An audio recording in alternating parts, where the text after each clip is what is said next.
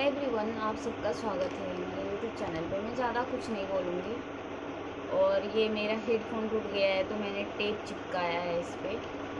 मैं आप सबसे ये कहना चाहती हूँ, मैं प्रोटेस्ट के बाद मेरी तबीयत ख़राब हो चुकी थी और मैं इस वजह से वीडियो अपलोड नहीं कर पा रही हूँ, जो कि मैंने 100 दिन का चैलेंज लिया था कि मैं वीडियो अपलोड डेली बेसिस पे एक वीडियो अपलोड किया करूँगी, ब्लॉग टाइप का। तो मैं आप सबसे आज ये कहने आई हूँ, रात के 1:30 बज रहे हैं और मुझे नींद नहीं आ रही है। मैंने सोचा कि चलो मैं कुछ कर ही लेती हूँ। अभी फ़िलहाल मैं आप सबसे एक बात कहना चाहती हूँ, बात करने आई हूँ, क्योंकि जब से प्रोटेस्ट ख़त्म हुआ तो हम सबका किसी का मन नहीं लग रहा, क्योंकि प्रोटेस्ट में मन लग चुका था। और हमें वो चीज़ें जो है दुखदाई टाइप का नहीं था कि अरे हमें प्रोटेस्ट करना पड़ रहा है, अभी भी नहीं सुन रहे हैं, तो ऐसा नहीं था। मज़ा आने लगा था हम सब जिंजी को। तो बात ये है कि अभी मैं तो इंस्टा पे हूँ नहीं। अभी फ़िलहाल मैंने एक चैनल इंस्टा पे बनाया है जो स्टूडेंट के लिए है, यूपीएससी को लेकर के। और क्यों बनाया है मैंने उस पर बोल भी दिया है कि ये जो पेज है, क्योंकि जब सीजेपी प्रोटेस्ट चल रहा था वहाँ पे, तो हमारी यूपीएससी का जो मुद्दा है वो स्टॉप हो चुका था, दब चुकी है। और उसका प्रोटेस्ट भी ख़त्म हो चुका और वो लोग चले भी गए। तो मेरी जो ये यूपीएससी की प्रॉब्लम है, वो प्रॉब्लम ही रह गई है ना। तो उनका जो मांग थी वो उन्होंने अपना मांग पूरी किया और वो निकल ली हैं।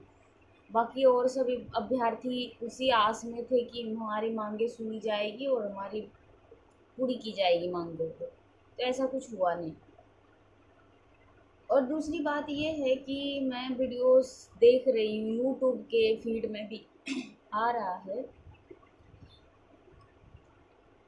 मेरा गला ख़राब हो गया है। आंसू के जो गोले छोड़े थे वो मेरे को बहुत ज़्यादा इफ़ेक्ट कराया मेरे स्किन पे। आप देखो यहाँ पे ऐसे स्किन पे बहुत ज़्यादा इफ़ेक्ट कर गया, देखो यहाँ पे दिख रहा है, तो इफ़ेक्ट हुआ है मुझे। और बात ये है कि मेरे यूट्यूब फीड में जो आ रहे हैं कि जितने सारे प्रोटेस्ट में गए थे उनकी आइडेंटिफाई हो रही है, पर्सनल आईडी पे जा रहे हैं, उनके बाद उसको थ्रेड्स किया जा रहा है, उसके बारे में बुरे बुरे वर्ड्स बोले जा रहे हैं। और जितने सारे पोस्टर्स, सो कॉल टाइप का पोस्टर्स लगा हुआ था, जो बच्चे लोग खड़े थे जेंजी वगैरह सब, वो तो मजाक में उन्होंने जो भी करा है, तो उन चीज़ों पे एक्शन लिया जा रहा है।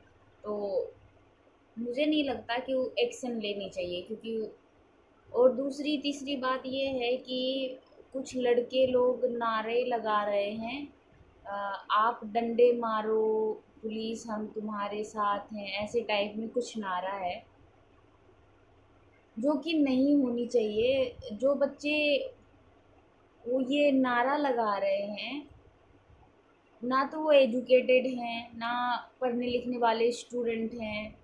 वो कह रहे हैं कि हम हिंदू हैं और हमारी आस्था पे और हमारे धर्म पे सवाल उठाया है।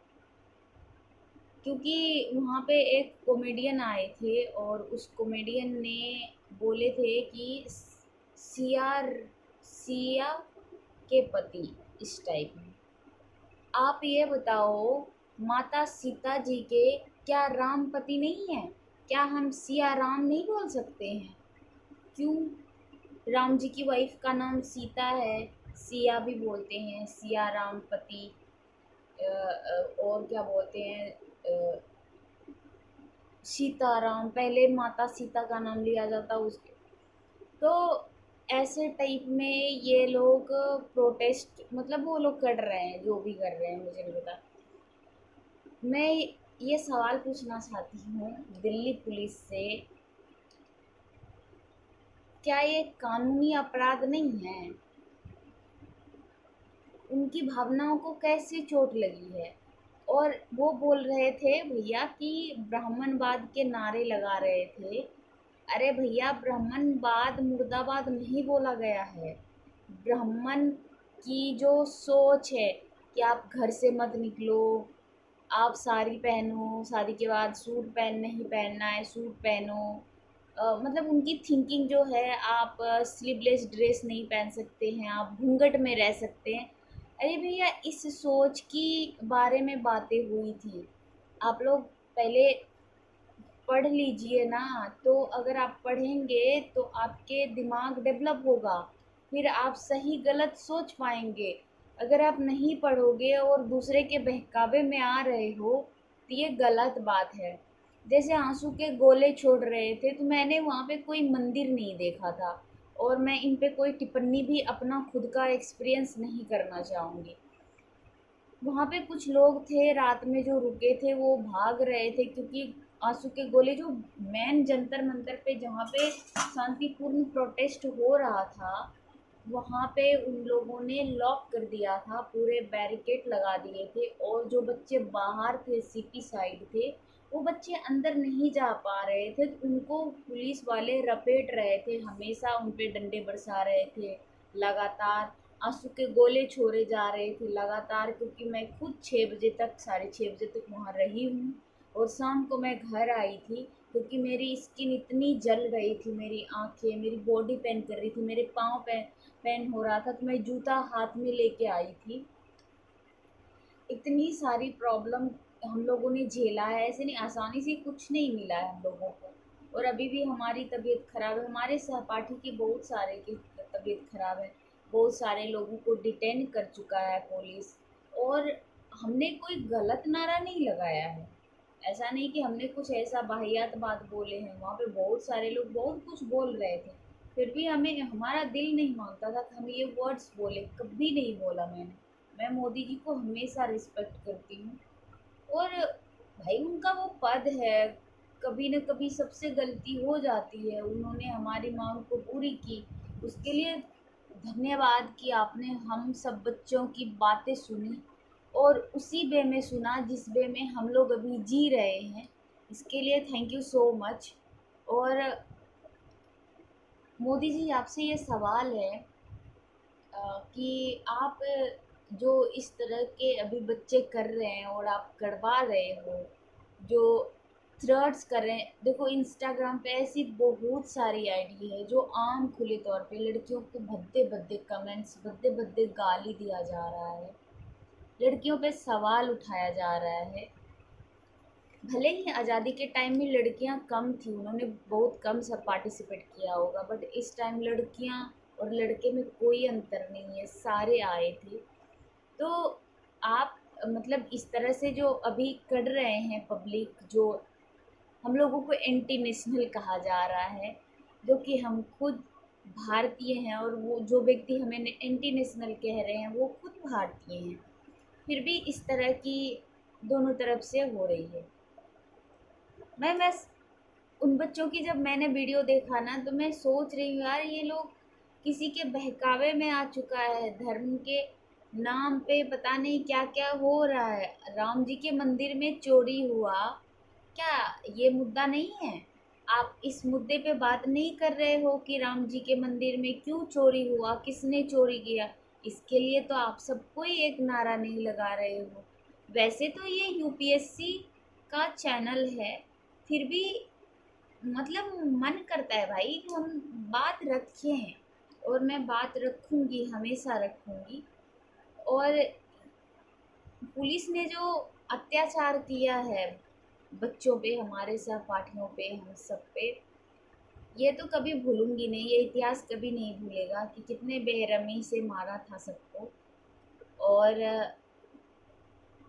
ठीक है, आपने कानून और लॉ मेंटेनेंस कर रहे थे, आपके ऊपर से ऑर्डर आया था, बट ये ऑर्डर थोड़ी ना आया था कि आप कितने ज़ोर से बच्चों को लाठी मारोगे।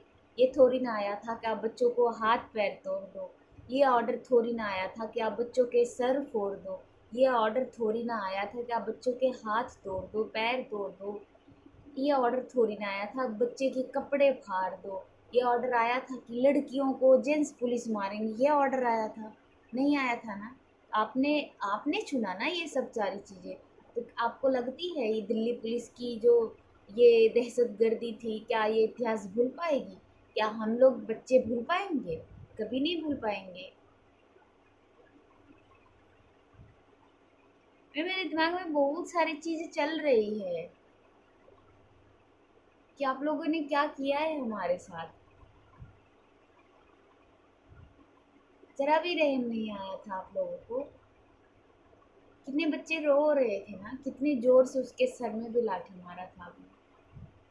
यार आप ये चुनते ना, आपके ऑर्डर आया था, आप उधर का भी फ़ॉलो करते और हम बच्चों को प्यार से भी सँभाल लेते। हम बच्चे ऐसा कुछ भी नहीं कर रहे थे, बैठ के हम लोग प्रदर्शन कर रहे थे, हम लोग नारे लगा रहे थे। अभद्र भाषा भी नहीं बोला था, ऐसा कोई टिप्पणी भी नहीं थी कि जो जहाँ पे लाठी बरसाने की नौबत आ जाए। शांति से बैठे हुए थे और वहाँ पे आँसू का गोला छोड़ा गया। उस टाइम बच्चे लोग भागना स्टार्ट किया। हम तो भाग ही नहीं पा रहे थे। हमें लग रहा था अरे धुआँ है, नाक बंद करेंगे कोई बात नहीं। बट वो धुआँ जब आँख में लगी, स्किन में लगी तो हमको रोना आ रहा था और हम तब वहाँ से भागे थे। किसी बच्चे ने हमको पानी दिया मुँह धुलने के लिए, तब जाके मेरी जलन जो है वो कंट्रोल हुआ। ये ऑर्डर आया था आपको? कभी नहीं भूलूंगी आपकी दहशतगर्दी ये जो आपने फैलाई थी। अब बच्चे को आप आइडेंटिफाई कर रहे हो और उसको उस पे केस हो रहा है, ये सारी चीज़ें नहीं होनी चाहिए थी।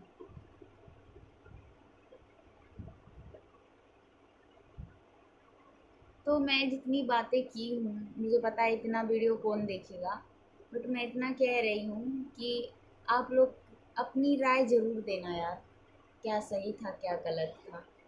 बहुत सारी लड़कियां बोल रही हैं ब्राह्मणवाद जिंदाबाद। अरे ब्राह्मणवाद मुर्दाबाद कब बोला था भाई हम लोगों ने? गाइज अपनी राय जरूर देना, ठीक है।